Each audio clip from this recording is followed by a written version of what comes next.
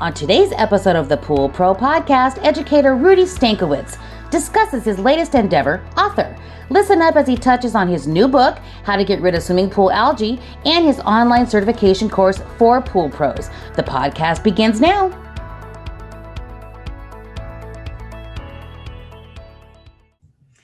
Welcome back to the Pool Pro Podcast. This is Michelle Cavanaugh with my co-host, Dave Rockwell here. Hey, Dave. For those of you who don't know us, Dave and I was in the swimming pool industry at the National Swimming Pool Foundation for many, many years on the education side of the industry. And of course, Dave Rockwell, he is a 30-plus year service guy, now does a lot of installation of secondary sanitation systems. And we are so excited that you join us today and listen to our podcast. Thank you so much. This is a great podcast to have a returning guest of ours who we truly appreciate and are always happy to see on the podcast itself. He's a columnist, he's an educator, he's the administrator of the Talking Pools Facebook group. He's done many things, but the newest thing, and I think it's been probably in the last year or so, maybe a little bit more than that Rudy has become an author. He has some best-selling books on Amazon. The one we're going to talk about today is something we're excited about. I know Dave and I have both read it. There it is, How to Get Rid of Swimming Pool Algae. And Dave has read it from cover to cover. I have certainly read it as well. We're excited to have you, Rudy. Thank you so much for joining us today. We appreciate it. Thank you, Michelle. Thank you, Dave. I'm happy to be here. I'm excited to chat with you guys again. It's always a pleasure. Yes. I think it's just exactly the right time of year for this to come out, because this is exactly the time of year when we, as pool techs, start to see algae bloom and start to struggle with it. So this will hopefully give us all a little bit of a head start on how to deal with it this season. I'd love to say that the timing was by design, but right? I was shooting for a November release, but there were some delays.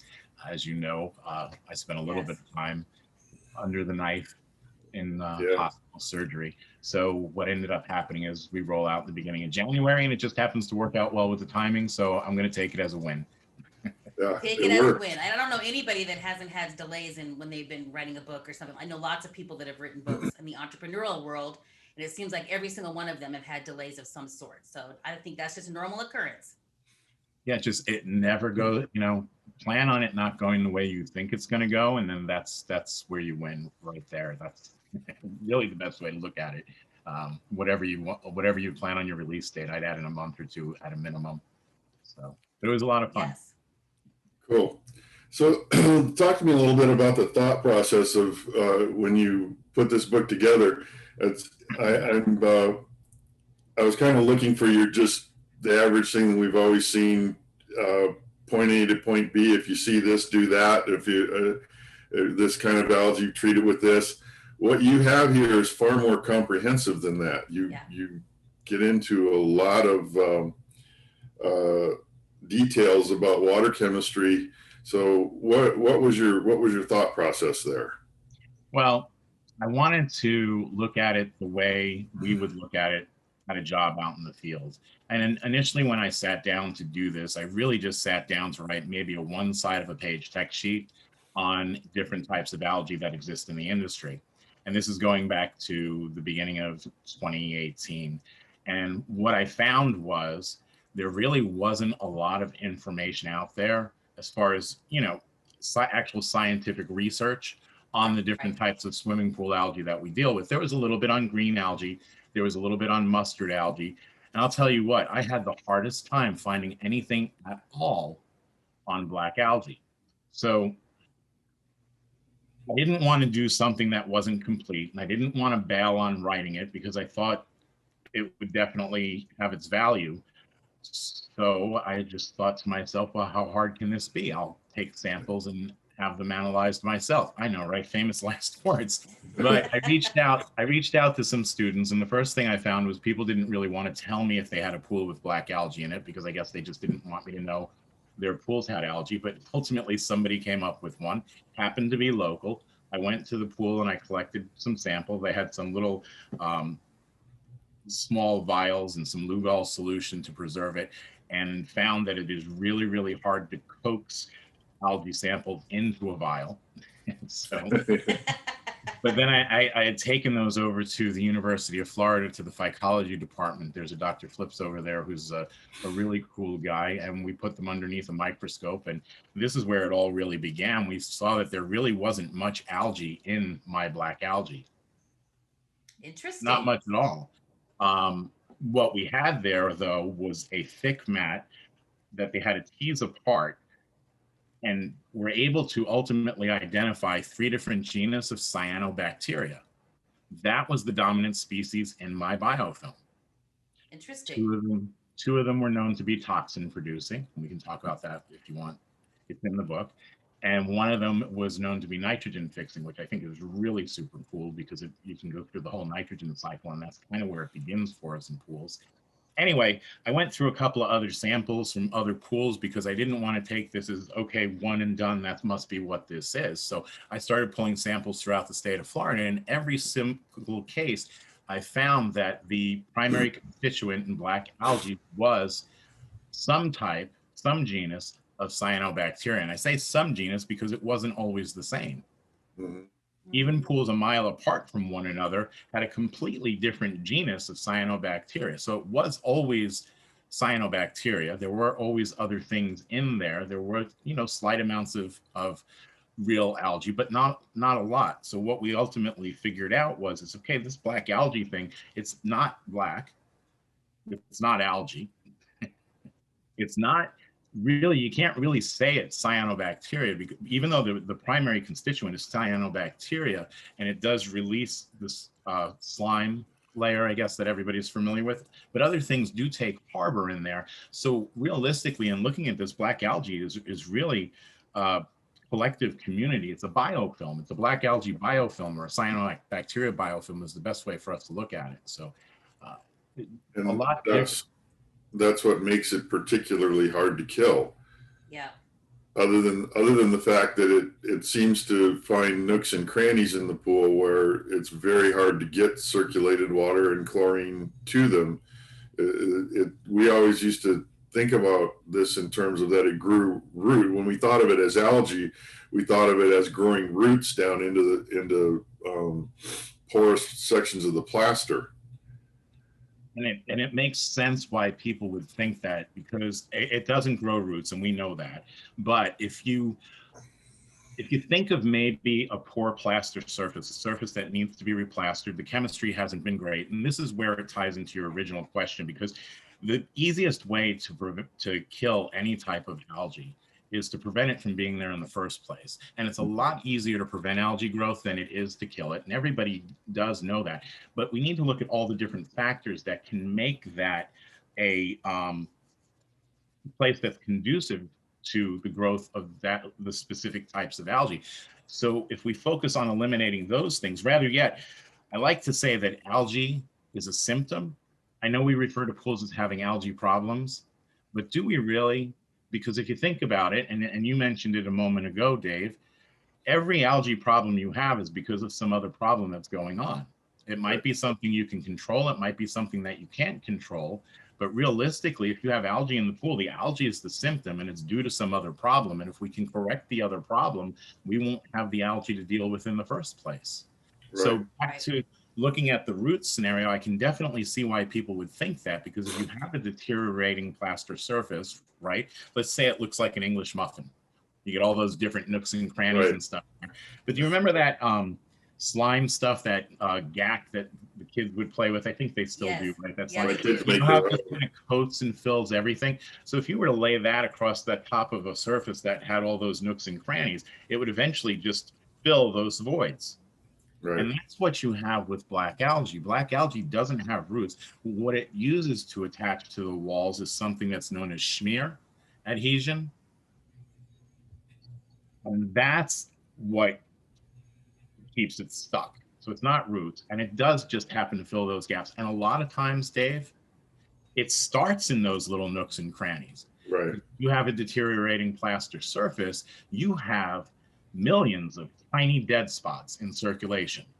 And we're familiar with dead spots, right? But maybe we don't tie it in as often as we should. And those little tiny dead spots, the water in there doesn't circulate as often. It doesn't get chemically treated as often as the rest of the pool. and it makes for the perfect place for not just black algae, but any type of algae to gain a foothold. And then it starts to grow from there. And of course, it's much more difficult once it's been able to move in. Yeah. Where I see this type of thing a lot, and almost right off the bat, is in all tile pools. The grout will start to turn black. Okay. Mm-hmm. And I almost wonder if there isn't contaminants in the grout products themselves, that it starts growing almost immediately when you put water in the pool, because it happens so quickly that it doesn't have time for it to get into the pool any other way. I'm wondering anyway, because a biofilm is a complex living a group of living organisms. It's not just like an algae spore blowing into the pool and finding a spot on the wall and starting to spread. This is a bacterial colony. Mm-hmm. I mean, how fast does it grow? Algae is not going to show up overnight. We know that. We have a lot of customers that'll tell you, Dave, it was clear yesterday. I don't know what happened. Well, Right. That's a bunch of crap, Dave. It wasn't clear yesterday, and maybe they didn't look at their pool, so they didn't notice it. Maybe they believe it was clear yesterday. But to me, saying it was clear yesterday is a lot like saying I'm having a party on Saturday. I don't think they're really doing that either. But but if you give yourself, consider that it's microscopic. If you give yourself a solid week, it's possible that you might start to see the semblance of something. And I don't disagree with you either. There could be contaminants in the grout. It could be that the grout is curing improperly, that it's slightly porous when it shouldn't be. You see that in pools where they've added too much calcium chloride to the plaster mix for curing. If they add too much, you end up with ultimately with the craze cracks, and then that creates nooks and crannies as well, little dead spots in circulation. And that's one of the big things is identifying all of those areas. So yeah, it definitely could be something along those lines. We have to look at where we get our materials, just like we know if we get I'll tell you, and this is an algae thing, but I had a customer down in South Florida. They had their pool, the vinyl replaced. It was one of those 1 million gallon pools, so you have to seam the liner in place. So the folks from I forget, I know who it was, but I'm not dropping names. They came out and they reseamed the liner, and then a week later, their service company came out. They had a contract with somebody to maintain the pool, and they didn't do everything. Mostly the staff did it, but they came and done the big stuff. And they took and they broadcast cyanuric acid across the surface of the pool. Now in Florida, understand we do have surge pits, so it can be a little bit challenging to get the cyanuric acid into a filter. I wouldn't recommend broadcasting it, but that's what these folks did. When they used an inexpensive cyanuric acid that came from really, really old factories that had a lot of contaminants in it, and within a couple of days, that pool liner had all little brown specks all over the place from the iron that was in the cyanuric acid from the pipes in the factory where it was produced. And unfortunately, it sat a good 6 months or more, and it got to the point where it just polymerized with the liner, and the longer it stays in place, the more it becomes part of the pool. And I don't know. Last I heard, they were going to attempt an acid wash. Not the facility, the manufacturer of the liner or the people that put the liner in were going to do it. So I'm assuming it's something that can be done. I've never seen it, but hey, I don't know where that ended up. So okay. I'm going to ask. Go ahead, Dave. I'm sorry.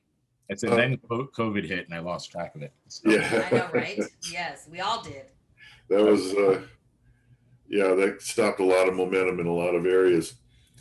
I noticed the one thing about, and you talk about prevention is the best way to avoid the problem in the first place. A lot of your book, you go very deeply into water chemistry and water balance. Mm-hmm. So what did you find the relationship to be between, we normally think of two sides of water chemistry. One is the sanitizing side and the other is the LSI side to prevent scale and corrosion. So what is the LSI side, the water balance side, have to do with algae prevention? Well, I'm less worried, and not that we want it to happen, but I'm less worried about scaling in pools because scale is very dense and it's not typically porous. So we're not really getting those dead spots that we would see with something that's corrosive on the LSI. And then that's when we get back to our English muffin surface that's deteriorated with all the nooks and crannies. So we do have that means of gaining a foothold. Then the other thing we have to think of, I mean, you picked your home where you bought your house for some specific reason. Something about that neighborhood appealed to you more than any of the other neighborhoods out there, correct? I mean, the same for me. I love the neighborhood that I'm in, and there's a reason that I bought a house here. It's the same thing, and this ties into a lot of the different water balance factors that we look at. Some of the algae we deal with prefers hard water. Some of the algae prefers a different level of pH. When we start to look at things like total dissolved solids, there's certain levels of TDS that certain types of algae just cannot grow at. The higher up it goes, the less bouts with algae that we have. And we know that if you have a saltwater pool, you do tend to have less bouts with algae than you do in a pool that's not a saltwater pool. And what's the difference in TDS, Dave? Saltwater pool, we add 3,000 to 4,000 parts per million, or sometimes more, depending on the salt cell of salt right off the bat, which is increasing our TDS by the 3,000 to 4,000 parts per million. You start getting beyond that. Well, 1,200 parts per million is brackish water, and we don't see much green algae growing at that point. At 1,800 parts per million, we start to have problems with mustard algae growing. And of course, then mustard algae, the group that fits into is actually diatoms. So mustard algae, diatoms, diatomaceous earth. When you get DE from the store, what you're actually buying is pretty much prehistoric mustard algae. And that's what we're using inside the filters. But they don't grow well at a TDS over 1,800 parts per million. Then even cyanobacteria has difficulty growing in water that has a TDS level over 2,400 parts per million. It doesn't mean that those levels will kill it. It means that they have a difficult time growing. It is possible, and we all know that, because I know you have listeners right now saying, hey, I have a saltwater pool on my route, and I've had algae in it before. So it does happen, but it doesn't tend to happen as quickly, in my experience. And I think from other folks that I've spoken with, they share that same thought. And there's a reason for that. It's not just this, it's the TDS of the water that's keeping it from growing. So then why do we care about, effectiveness of chlorine in saltwater pools? Because pH is always something that we're dealing with, right? And we know that pH affects the effectiveness of chlorine.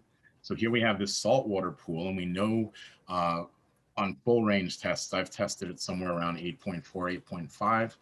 So we know at those levels right there that your chlorine is really only about 9% effective, right? Even though the TDS levels can keep the algae from growing that we normally deal with, we have to keep in mind that bacteria even grows in the Dead Sea. So it is still important that we keep that chlorine as effective as possible, because, just because there's something we can't, just because, we can see algae, it's easy. You either see it or you don't, right? I think it's always there to a certain extent. And what we do is we maintain it. We keep it at bay. So we keep it, these are microscopic cells. You don't see them until there's a gazillion of them, but we keep them at bay. But bacteria, you almost never see. I mean, aside from the biofilms, black algae, white water mold, things along those lines. But outside of that, you never see. You never walk up to a pool and look, oh, there's the cryptosporidium right over there. You see, that would make it so That'd much. be great That if would we make could it do that, wouldn't it? our next project is. I know. Let's do that. Yeah. My question too, Rudy, is for those, for people that feel like, well, I already know how to take care of algae, right? I already know this, or, how do you convince people, or how do you inspire people, I should say, to learn more, or to read a book that they haven't read, or to take a course? We're going to talk about your online course here in a minute. How do you convince people that have been in the industry a while? Dave's a natural learner. He likes to learn new things. he reads books, he reads articles, you know, he's always looking to learn something new. But a lot of folks, especially service guys in the industry that I've come across, you know, they kind of feel like they've been around enough and long enough that they pretty much know. So how do you inspire people to take on something new if they feel like they pretty much already know enough about that subject? Well, that's where it gets a little challenging. And Yeah. we spoke before this program, before we started videotaping, about the course itself and the fact that, you know, the feedback that's been coming back to me is that it's challenging. It's not a beginner course, it's a pro level course. So how do you get somebody with Dave's experience, you know, to look into it, to read it? You have to provide material in that publication that is going to be of interest to that person who's been around. There's something new, there's something different. And I think I deliver that. I would say it's Right. fair to say, and you know, we didn't have this conversation ahead of time, so I know I'm throwing myself out there, possibly under a bus. But Dave, did you learn anything new in my book, even just one thing? Um, I can't pinpoint anything that just jumped out and go, wow, I didn't know that. What I did see was an assembling of all the things Yes. that I've seen and knowledge I've accumulated, and kind of tie different pieces of it together in ways that maybe I hadn't thought of, especially the black algae, like we were just talking about. It makes perfect sense to me.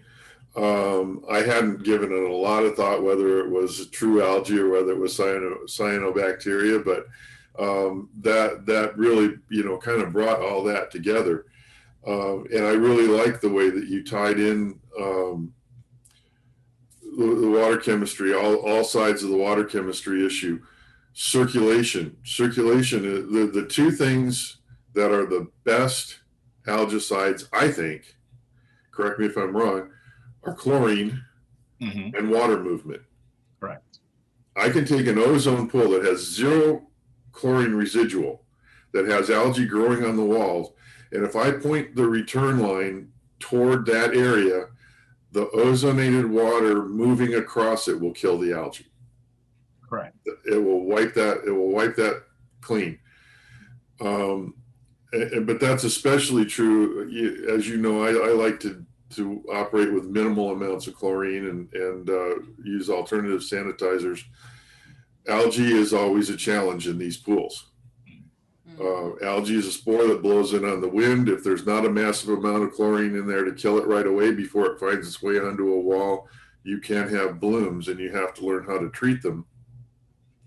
But the two things those are the two things that are absolute key in the pools I manage are having chlorine in there, the right amount at the right time, and then good water movement. And that's a whole separate issue when it comes to treating or evaluating a pool that has algae. What's the circulation like? Where's the return lines? They used to build pools out here in the 80s and early 90s with one return line. They'd use a 1.5 horsepower pump with 1.5 inch plumbing with one return line that would blast that water through the whole pool.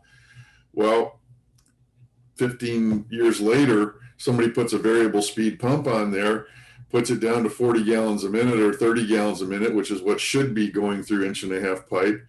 And all of a sudden you've got no circulation, no water movement in that pool, and you've got algae problems you never had before.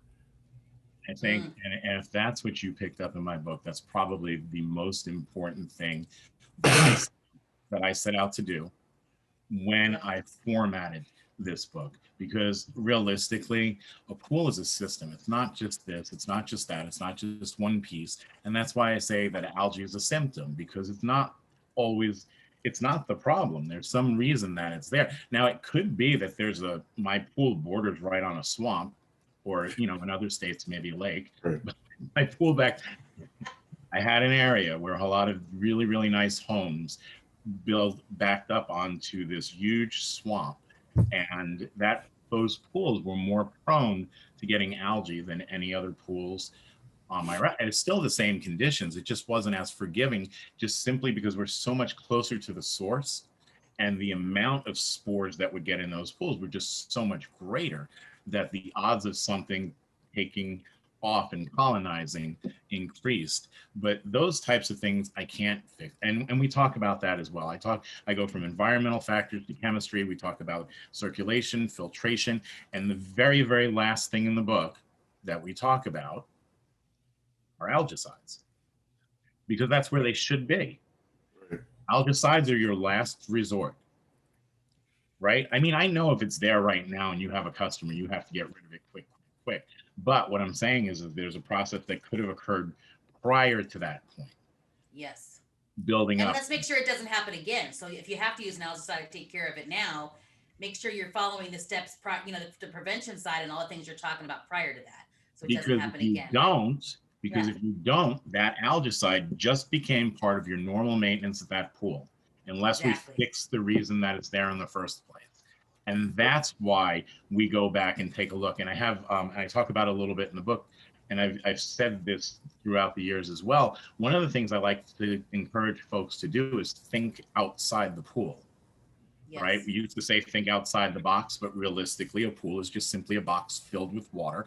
I want the same thing. When you're poolside, look around for everything that could potentially lead to a greater possibility of having algae problems or symptoms, algae symptoms in that pool. And if you can identify those, because a lot of times there's things that you can change, there's things you can work with a facility or a homeowner to change. Yep.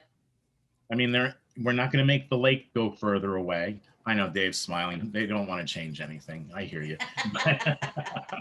but at least Don't you tell can them, just identify. do it. Yeah, right. You know, I can have this conversation ahead of time. And I often bring up the screen enclosure example, because in Florida, we have a lot of screen enclosed pools. And the folks up north will tell me, you know, we're jealous because of those, because, you know, it keeps all the debris and stuff out. But one, doesn't keep critters out. You get a big old gator wants to come in a pool, he's coming right through the screen. Doesn't keep snakes out. You know, Michelle has seen firsthand the amount of snakes that I've pulled out of swimming pools here in Florida. And not all venomous, thank goodness, but I've had my share. But screen enclosures need their own maintenance as well. And if they don't get it, it's going to be a problem. And this is like pulling teeth sometimes, trying to get a homeowner to pressure wash a screen enclosure, preferably twice a year, but I can deal with once. But if they don't do it, all that gobbledygook and crud that sits up on the top, that just sits there and dries and dries. And through the winter months, we don't get much rain. But then March comes along and it's downpours, torrential downpours like we see here in Florida, and it saturates all of that. It drips into the pool, and the screens are green. And you know, I have when I was doing service, I would have those. I actually even had that in my service agreement. You must, I don't care who cleans it, me, you hire somebody, screen enclosures must be cleaned at least once a year. I wouldn't dump the customer if they don't, but I would remind them. And then when the pool starts to suffer because of all the crap up there that ended up in the water, I do bring it right back and say, hey, remember we had this conversation about this, this, and this, and I told you that once we reach the rainy season, it could be problematic.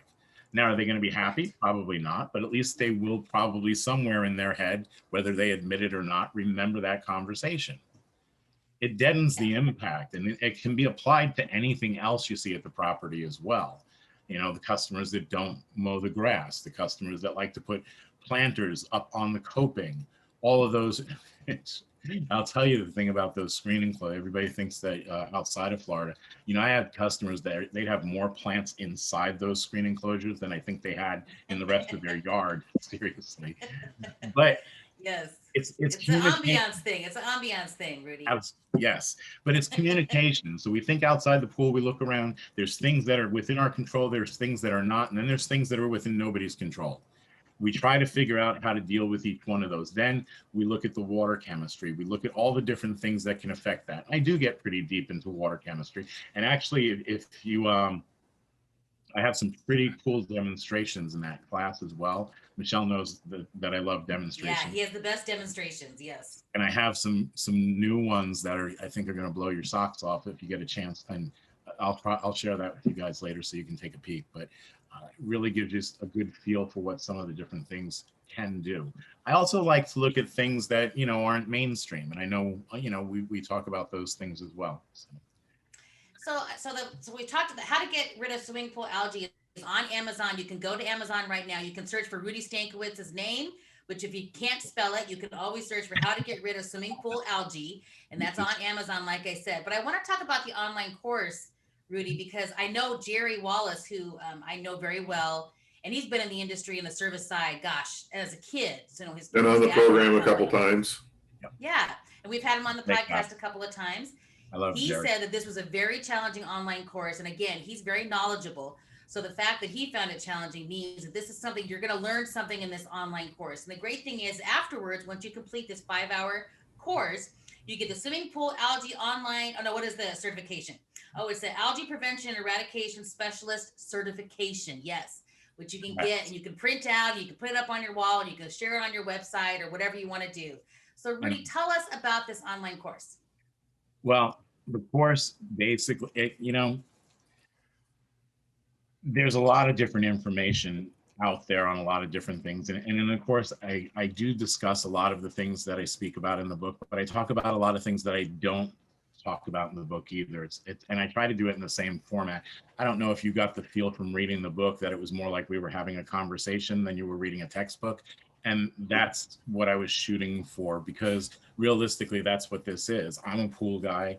You're a pool guy, you're a pool woman. We're just talking about algae, that's all. And I'm just sharing with you, my experience. It doesn't mean, and at no point in time do I say in any of these things, if you see this, you have to do this. Right. Because you're the expert at your pool. I just want to share my experiences so you can put together a better plan. If take those things if you wish. If you don't, that's cool. This is how it worked for me. And the online program is very much the same.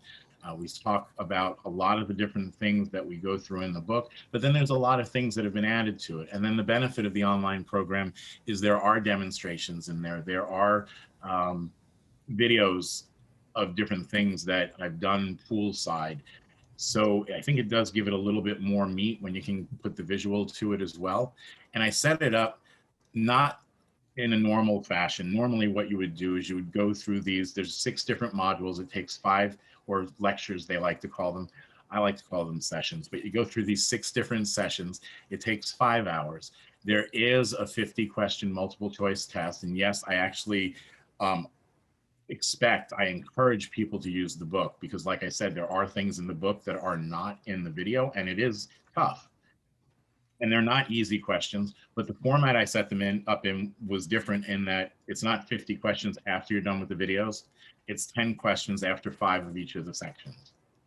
Nice. On the section that you just went through. But I ask hard questions, and I like to ask questions that encourage critical thinking. So I might not ask you a question directly related to something in the book. I might say,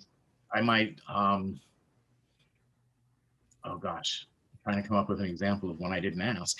So, but I might say, okay, how does a low pH prevent the growth of algae? I mean, that's not a difficult one, because we know that chlorine is, the ones in the sessions are more challenging than that, but just an example. There's a little bit of thinking that has to go on, because it's not a question about pH, and it's not a question really directly about algae. It's a question about the effectiveness of chlorine at different levels of pH. So I like to try to get people to think as well. Yeah. So you might not find my question in black and white, though the answer is definitely there.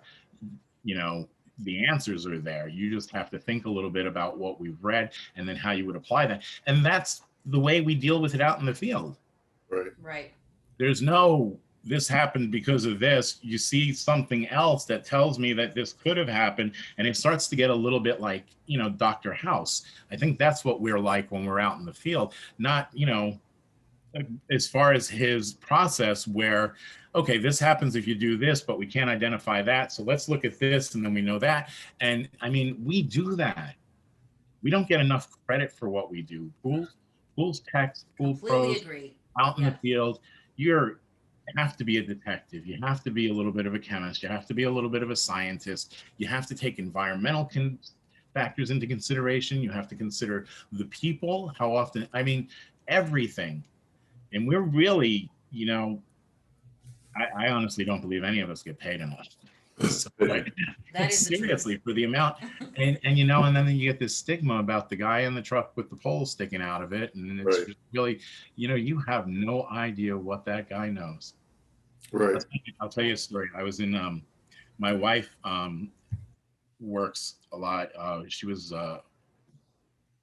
working. She worked with a school. She was VP in their admin office. But we were at this function, and it was one of the first times after she had started working there that I came to one of the functions that it was open to, you know, the plus ones, the spouses, etc.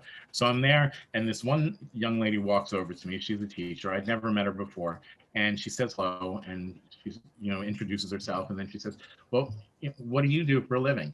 And I said, "Oh," and at the time I owned a swimming pool service company. I said, "Well, I own a swimming pool service company." And she goes, "Oh, that's great. Some people just really don't need to go to college, or shouldn't, should they?" And I was like, Wow. "Bitch." Sorry, you can keep that out. But I had a very similar experience. I was talking with a friend of my wife's, and again, she was talking about, you know, what do I do for a living? And I'm like, well, and she had teenage boys. And I said, well, I'm a pool guy. I service swimming pools. And she's like, oh, you know, I'd like to get my kids, and my kids kind of need a mindless job like that. Again, Oh, you know, no. your first impulse is want to punch them in the face, but you can't do that. But there's a Yeah. young, you know, but it really got me thinking that is the general public's perception of what we do. Mhm. And from, you know, I had already been in the process, but that even furthered my commitment to, at least as far as what I can control about myself, I'm going to make that not true. Yeah. Oh, absolutely. And I think all of the great ones do. I mean, there's a lot of, you know, we're never where we say we're never there when we say we're going to be there. We don't answer phones. We don't return calls. All the whole gamut. There's a young lady up in Canada. I don't know if Michelle, if you know her, or Dave, if you know her name is Amy Lamoth. I think I pronounced No, that. I do not know her. Very, very cool young lady. She's got a lot of knowledge, but she shared this story with me once. She was in a supermarket. She stopped on a hot day, and she walked into a supermarket to get herself a bottle of water, and she's waiting in line. And then there's a woman standing behind her with her child, and I think she might have actually had a uniform shirt on. And she overhears the woman saying, "See that girl right there? She's all she is a pool girl. She's obviously made a lot of bad decisions in her life. You don't want to be like her, do you?" Well, she's not necessarily wrong. That is Well, horrible, Rudy. it is horrible, despite the decisions I've made in my own life. But yeah, Well, I mean, the thing that also makes me laugh too, Rudy, is the fact that it's not so. And then the movie world, the entertainment world, makes you pool guys these sexual objects in backyards that all the women want to have cleaning the pools with their shirt off. So that's what makes me laugh too. I never had that One problem. perception over here, and then you've got the sexy pool guy perception over here. It cracks me up every time I see that on a movie. I think of all you guys out there who are having to deal with that perception. I just watched a movie with Jamie Foxx, and I forget the name of it. It just came out. It's borderline sci-fi horror movie, but he's the hero in the movie, and he's a pool guy in this movie. Oh, good. You never see anything outside. I mean, it has nothing to do with pools whatsoever, except he drives his pool truck to everywhere that he goes, and it's I love it. a legit looking pool truck. I mean, you'd see it somewhere on the street. It might not be mine or yours, but you'd see it on the street. So it was actually pretty cool. There's also a couple of horror movies. I watched one not too long ago about a guy that whenever he sees water, he becomes enraged and wants to drown people. So he takes a job at the pool.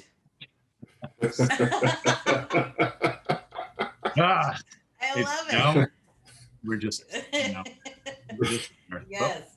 but we do well. The bright side to it, the side that everybody should get a kick out of is that, you probably have more in your bank account than that person who's knocking you.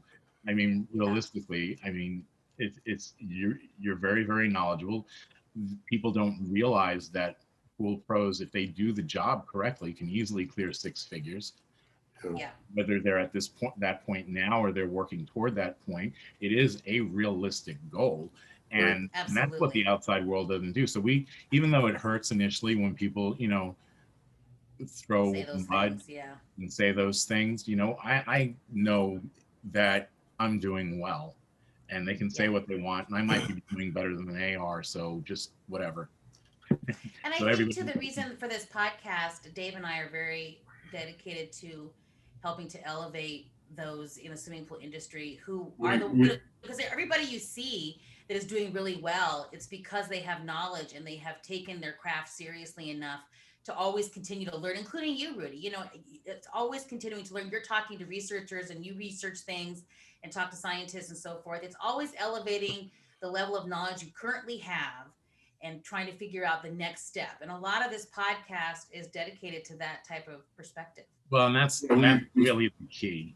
It really is, because I believe in paying it forward. I believe Yeah. that people shouldn't have to reinvent the wheel. I don't think that somebody who comes into the industry today, brand new, should have to start at square one if they don't have to. So I wanted to put something together where instead of, them having to figure out how to get to where I am, it's more like a relay, right? You can take that baton and here they come, and maybe I'm on my way out. I can pass the baton, and then let's see how much further they can take it. I mean, that's how we make the industry better. yeah, And Yes. that's why, my book, my course, they're both extremely affordable. They're not, it might be the hardest class out there, but it's definitely not the most expensive. I have it at Yeah. $199.99, so just under 200. And the book itself, it's a lot of information in there. That's $29.99. You can get it on Kindle for $9.99. I wanted this Yep. to be extremely affordable, and that's what I Yes. was shooting for. I want to pass the baton. I'm old. I just went through a surgery for the past year, I couldn't hardly even walk. Right. Michelle's known me for a great while longer, so we've known this was coming. Luckily, we got it figured out, and now we're starting to go in the other direction. But I wanted to be able to put this down, and if it helps folks out there, then that's what I wanted to achieve with this, and that was what my goal was. yeah.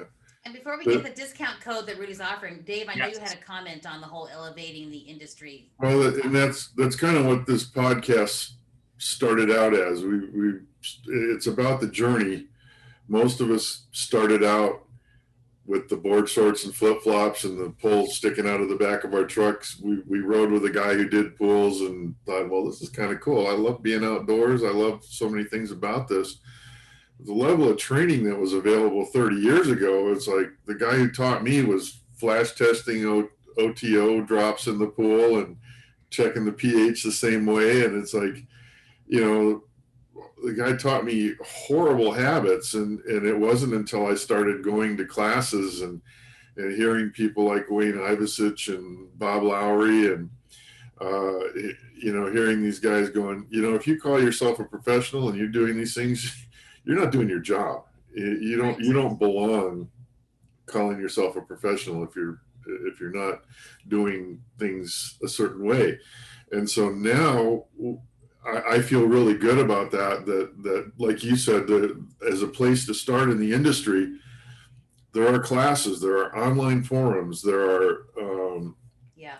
Facebook groups and Instagram that you right off the bat you can start, and you'll see bad advice, but you'll also see guys get lit up for giving it. Yes, Yes, we it's will. true. And so that just the amount of really quality information that's available, just that you can get by osmosis, but also just the importance of starting with a basic CPO class Yes. is such a good comprehensive overview, 40,000 foot view of Yeah. what your job should be as a pool professional. How to manage a pool, what the things that you should know.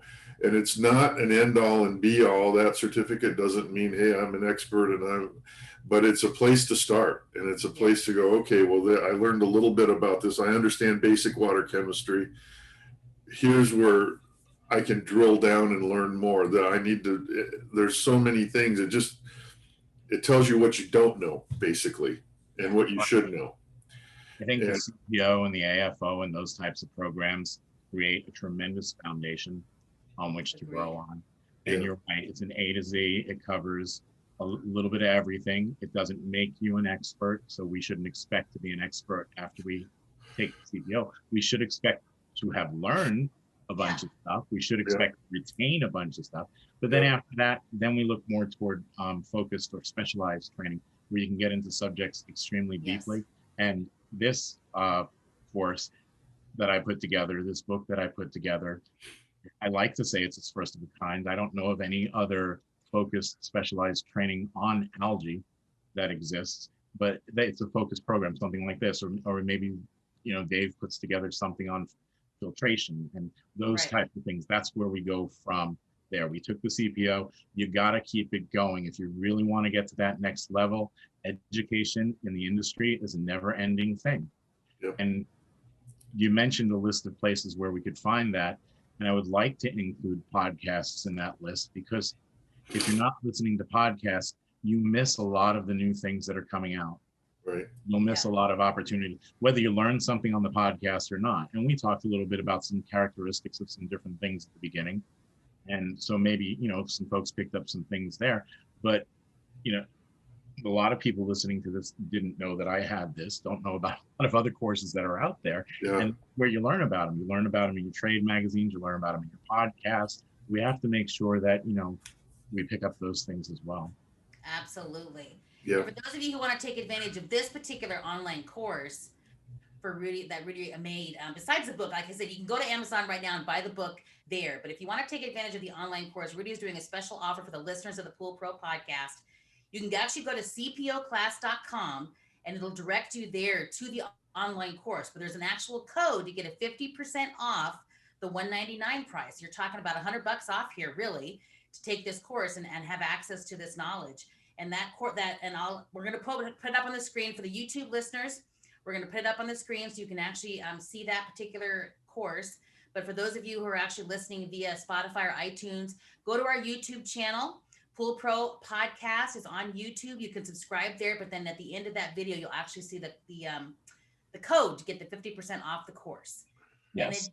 Did you want to add something else, Dave? I think I cut you off there at the end. No, I'm just nodding my head in agreement. Okay. Well, You know, YouTube, a lot of times the YouTube channel is better to watch on or even listen on. You can still put the push to play button and listen in your car. But a lot of times a particular podcast guest may show a slide or something like that, where sometimes the YouTube channel is an easier way for you to, you know, when you stop or you have lunch, you can actually see what's on screen. And I think it's always nice to see faces. There's another really important button on the YouTube channel. It's called subscribe. Exactly. Then you'll be notified. We need listeners. We need subscribers. We don't do this for money. We do this for fun and to help out where we can. So the more we can verify that people are listening to us, the more it helps us. It does. Agreed.